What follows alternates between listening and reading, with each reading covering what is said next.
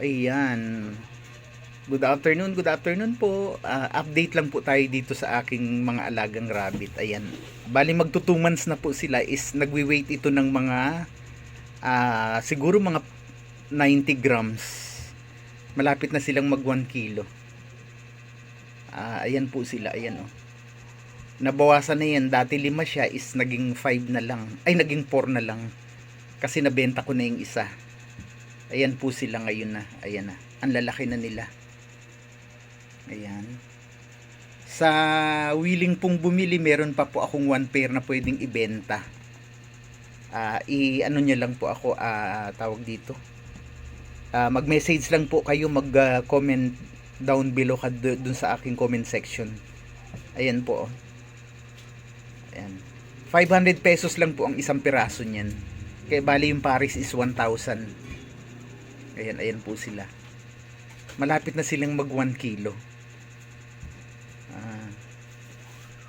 Okay na naman pong mag rabbit farming na naman ngayon kasi parang nagiging okay na naman yung yung takbo ng about business ng rabbit farming kasi may bumibili na may bumibili na ng rabbit ginagawang rabbitchon. Ang po ang pagkakaalam ko diyan do sa nagwi-weight ng mga 2 kilos pataas ay 3 kilos to 4 kilos pataas. At ang edad po noon hanggang 4 months is parang ang alam ko ang niya, ang presyo ng lechong rabbit is mga 1 to 1.3. Mahal po ang niyan. Pero yung may nabibili nito sa supermarket, ang alam ko ang per kilo po ng malinis na is 4,000 ay 4,000 430 or 440 per kilo. Yun po ang pagkakaalam ko kasi mahal ang kilo nito yung pagmalinis na, yung naka-frozen na siya. Ayan po. Ayan sila. Malalaki na. Ang lakas ng kumain yan. Ayan po. Yan sila.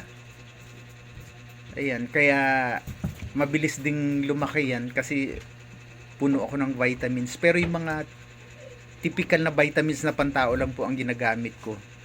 Katulad ng ng tiki-tiki. Ayan, gumagamit po ako niyan. 1 ml a day ang painom ko sa kanila. Ayan 1 ml. At yung isang malaki po na yun, nasa isang cage yan po yung tatay nila. Pure siya, pure Californian rabbit, US line. Ayan. Yan. Ito po yung ginagamit kong vitamins nila. 1 ml everyday ang painom ko sa kanila. Kaya ang lakas kumain. Para siyang tao din.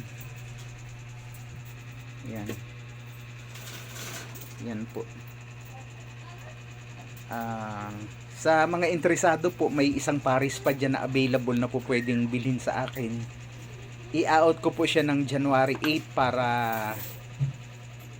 siya, eksaktong 2 months old na medyo malayo na siya sa mortality o sa pagkamatay niya. Medyo okay na ang resistensya niyan, matapang na sa mga sakit. Kung yung place po ninyo is masyadong nagmo-moist lagi sa paligid, yun ang nagiging problema. Kapag nagmo-moist or yung mga malalapit sa mga puno na parang may mga tubig-tubig palagi sa umaga na yung mga hamog, dun napoproduce kasi yung yung diarrhea nila, nagtatai. Yun naman po ang po doon, ang remedyo doon sa nagtatai. Meron po tayong ina-advise ako na pag kayo nag-pet ng ganitong rabbit pet, wag ninyong iwawala yung yung Animycin. Po yun,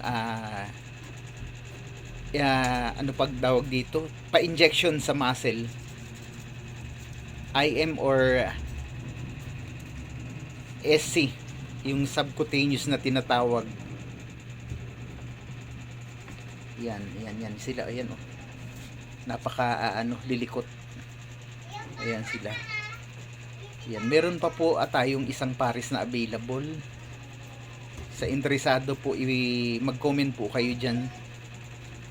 At kung sakali mang alaga nyo na po to, libre advice ko sa inyo kasi almost 3 years na akong nag-aalaga nito, kaya alam ko na kung paano paikot-ikutin or i-maintain ang pag-aalaga nito para maging long life yung inyong long life ng ang inyong rabbit.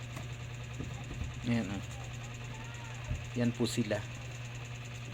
Kaya madali lang naman pong ng rabbit, mag-alaga, basta yung mga kung kayo ay walang masyadong alam, mag-research po kayo sa YouTube kasi marami pong advice doon na binibigay yung mga talagang senior na sa pagrarabit. Ang hanapin niyo po doon yung si Ginoong Magsasaka, si yung taga Tarlac, si Sir Abraham.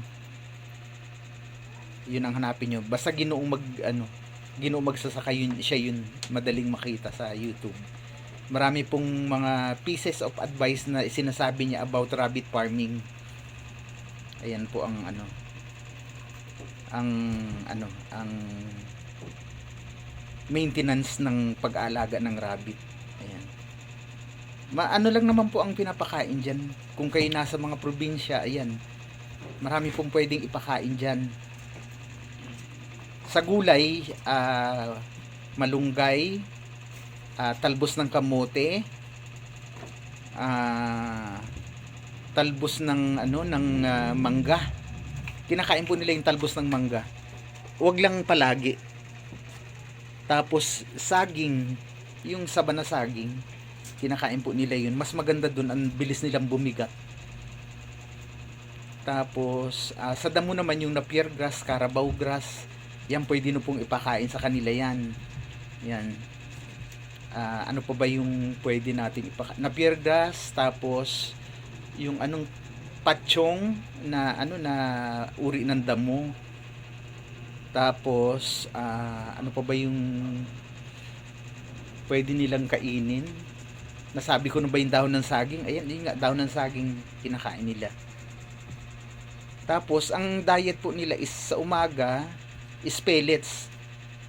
Yung pellet nila, rabbit pellets. Kung gusto nyo na talagang healthy, Conimax or yung Cosmo. Hindi ko alam, parang wala nang Cosmo sa sa market ngayon. Ang alam ko lang Conimax at saka Chixer. Ayan. Pero ako po, kasi kung ano yung available sa area ninyo, kumakain naman sila ng Integra 3000, yung pangmanok. Ang diet po nila is sa umaga per mga 25 grams per head.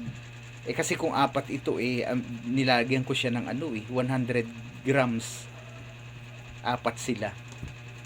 Tapos yun nga, after ng papakain mo sa umaga, mga 12 ng hapon hanggang gabi, unlimited grass na ang gawin nyo. Unlimited grass na siya. At saka tawag dito, kailangan laging malinis kasi nagkakaroon sila ng sorhak na tinatawag. Sorhak dun sa mga sa mga paan nila.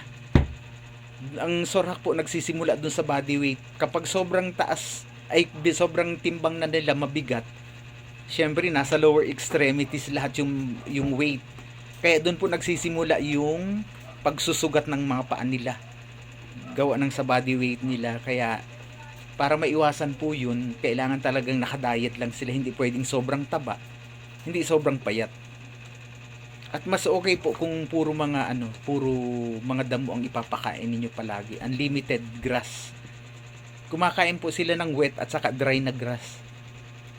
Itong sa akin, sanay ito ng yung kakukuha lang yung fresh na grass.